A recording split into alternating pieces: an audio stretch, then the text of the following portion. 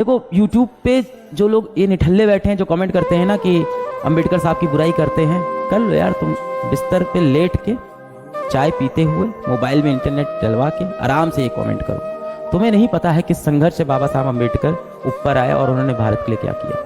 ये बात आपको समझने के लिए समय लगेगा, काफी समय, शिक्षा लगेगी। जिस दिन आप शिक्षित हो गए उस दिन बाबा साहब अंबेडकर की वैल्यू आप समझ जाओ।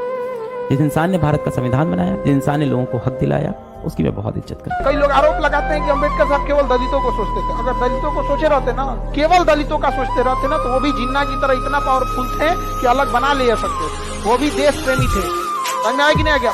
उन्होंने देखा था अत्याचार को, इसलिए उन्होंने सहा इस चीज को यहाँ पर, और तब वो आरक्षण दिया। कई लोग विरोध करने वाले ना भगवानों को नहीं छोड़ा। एक डॉक्टर अंबेडकर ने दलितों की तकदीर बदल दी। एक दलित गया मंदिर, डॉक्टर ने रोक लिया, यार बोले हनुमान जी पूजा, जाओ फिजिक्स की किताब पढ़ो, हटो यहाँ से।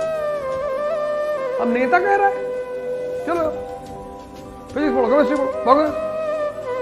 वो दलित आज एट पार आ गया, डीएम है, कलेक्टर है, मिनिस्टर है। मुसलमानों को ऐसा कोई नेता मिला ही नहीं। मुसलमानों को सिर्फ भड़काने वाले नेता मिले।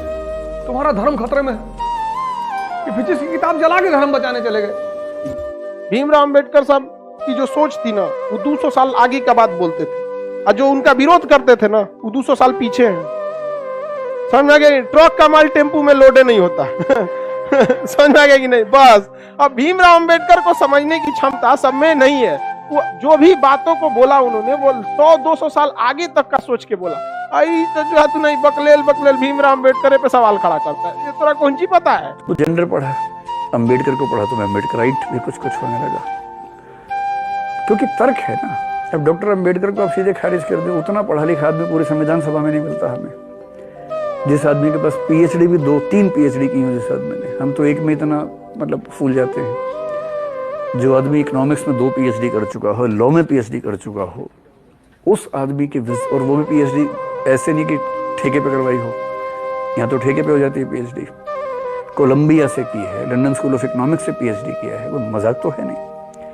जब वो आदमी आर्गुमेंट्स करेगा, सवाल पूछेगा, आप सवाल का जवाब गाली से थोड़ा ना दे सकते हैं, आपको जवाब देना पड़ेगा। 370 नहीं हट सकता। अजब हाल है। अंबेडकर का संविधान है, यहाँ बहुत बड़ा होशियार लोग यहाँ पानी पिला के रख दिया उनका। ऐसे ही अंबेडकर साहब को इतनी इज्जत दिया जाता है, बिना कुछ कहले नाम होता है।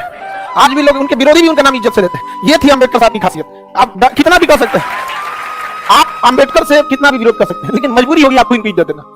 समझ गए अंबेडकर साहब को? लेकिन आजकल क्या है ना कि लोग बस नाम है, उनको पढ़ना छोड़ दिया है। समझा गया?